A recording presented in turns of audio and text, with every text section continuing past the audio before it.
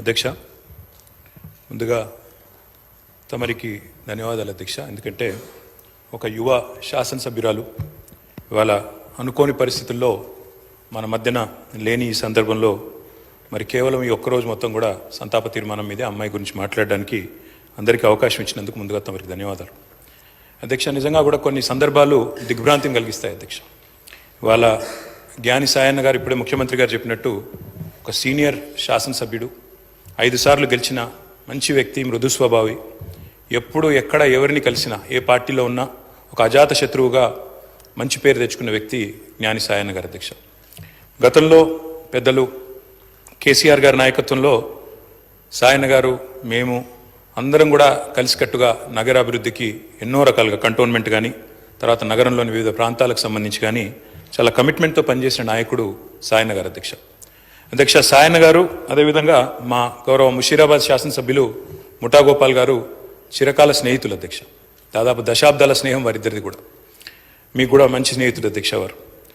నాకు బాగా గుర్తున్న సందర్భం అధ్యక్ష, 2015వ సంవత్సరం ఆనాడు జిహెచ్ఎంసీ ఎలక్షన్స్ వచ్చినప్పుడు సాయన్న గారు కోరిన ఒకే ఒక్క కోరిక, నేను కవాడిగూడ నుండి లాస్యానందిత గారిని నేను కార్పొరేటర్గా చూడాలనుకుంటా ఉన్నాను, మా మిత్రుడు గోపాల్ గారు కూడా పూర్తిగా మద్దతుగా ఉన్నారని చెప్పి మొదటిసారి ఆ రోజు వచ్చి అడిగితే కేసీఆర్ గారు కాదనకుండా వెంటనే అమ్మాయికి ఒక మంచి భవిష్యత్తున్న నాయకురాలు, మంచి యంగ్ లీడర్గా బాగా చదువుకున్న అమ్మాయి, మంచి అవకాశం ఇవ్వాలన్న ఉద్దేశంతో ఆనాడు కవాడిగూడ నుంచి కార్పొరేటర్గా గెలిపించుకోవడం జరిగింది అధ్యక్ష.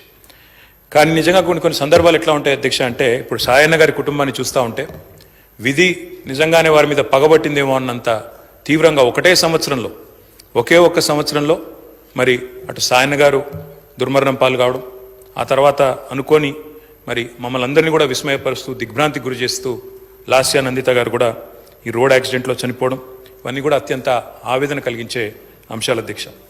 ఒకటే ఏడాది లోపల అటు తండ్రి ఇటు కూతురు చనిపోవడం అంటే ఆ కుటుంబంలో ఎంత విషాదం ఉంటుందో మనం ఊహించవచ్చు అధ్యక్ష. కానీ చాలా చురుకైన అమ్మాయి అధ్యక్ష. ఆనాడు కార్పొరేటర్గా జిహెచ్ఎంసీలో పనిచేసిన, తదనంతరం సాయన్న గారు కొంత ఆరోగ్యం బాగలేకుండా అధ్యక్ష, బాగా డయాబెటీస్ ఎక్కువై చివరికి లెగ్ యాంపిటేట్ చేయాల్సిన పరిస్థితి వచ్చినప్పుడు కూడా ఒకవైపు నందిత, మరొక వైపు నివేదిత, ఇద్దరు అమ్మాయిలు పాపం ఆయనతో ఎల్లవేళలా ఎక్కడికి ఏదైనా మీటింగ్కి వచ్చినా, ఆఫీస్కి పోయినా, మంత్రులను కలిసేదున్నా లేదా అధికారులను కలిసేదున్నా ఇద్దరు అమ్మాయిలు కుడి భుజం ఎడమ భుజం మాదిరిగా ఆయనకి రెండు వైపులా ఉండి తీసుకొని పోయేవాళ్ళు అధ్యక్ష. మా దగ్గర కూడా చాలాసార్లు ముగ్గురు కలిసే వచ్చేది. అట్లాంటి కుటుంబం సాయన్న గారు మరణించిన తర్వాత ఇదే శాసనసభలో అధ్యక్ష ఆనాడు కేసీఆర్ గారు ముఖ్యమంత్రిగా సంతాప తీర్మానం చెప్పడమే కాకుండా ఆ కుటుంబానికి అన్ని రకాలుగా అండగా ఉంటామని చెప్పి హామీ ఇచ్చిన హామీ ప్రకారమే ఆ రోజు మళ్ళీ లాస్యానందిత గారికి 2023లో జరిగిన శాసనసభ ఎన్నికల్లో మరి ఆనాడు పార్టీ నుంచి అవకాశం కూడా ఇవ్వడం జరిగింది అధ్యక్ష.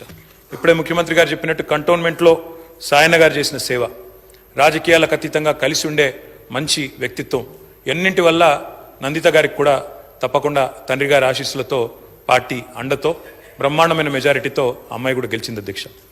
బాధాకరం ఏమంటే సరిగా గెలిచిన కొద్ది కాలానికే మరి నల్లగొండలో మా పార్టీ సభ ఒకటి జరుగుతూ ఉంటే అక్కడికి నందిత గారు కూడా రావడం జరిగింది. ఆ రోజు కూడా రోడ్ యాక్సిడెంట్ అయింది. తన కారుకి పూర్తి స్థాయిలో ధ్వంసమై అమ్మాయి స్వల్ప గాయాలతో బయటపడ్డా కూడా మరి చాలా ఇబ్బంది పడ్డది అధ్యక్ష. చాలా మనోవేదనకు కూడా గురైంది. తదనంతరం వాళ్ళ ఇంట్లో కూడా ఒక చిన్న యాక్సిడెంట్ అయింది. వరుసగా ఏదో పగబట్టినట్టే నల్లగొండలో ప్రమాదం, తర్వాత అక్కడ లిఫ్ట్లో ప్రమాదం, ఆ తర్వాత మళ్ళీ అనుకోకుండా ఈ ఓఆర్ఆర్ మీద జరిగిన రోడ్ యాక్సిడెంట్లో అమ్మాయి మరణించడం జరిగింది అధ్యక్ష. మేము ఆ రోజు పార్టీగా మాట ఇచ్చి సాయన్న గారి కుటుంబం మా కుటుంబమే అని చెప్పి ఆనాడు సాయన్న గారి తర్వాత లాస్యానందిత గారికి పార్టీ అవకాశం ఇచ్చింది అధ్యక్ష. అమ్మాయి గెలిచింది.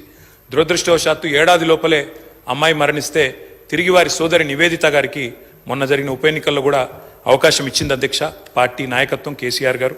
కానీ దురదృష్టం ఉప ఎన్నికల్లో మొన్న మా పార్టీ ఓటమి పాలు కావడం జరిగింది అధ్యక్ష. నిజంగా కలలో కూడా అనుకోలేదు.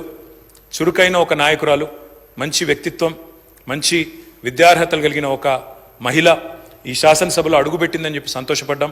భవిష్యత్తు ఉజ్వలంగా ఉంటుంది అమ్మాయికి అని చెప్పి ఆశించినాం.